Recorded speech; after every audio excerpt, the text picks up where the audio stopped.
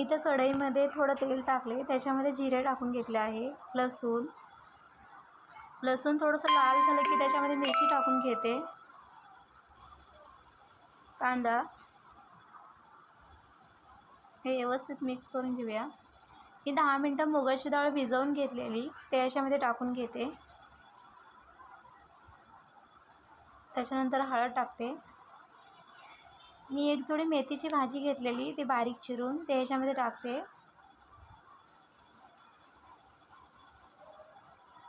हे व्यवस्थित छानपैकी मिक्स करून घेऊया.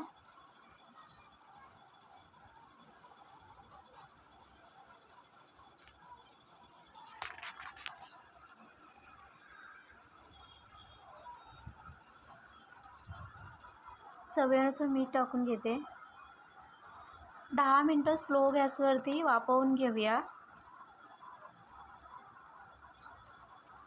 इथे आपली भाजी बनवून रेडी आहे.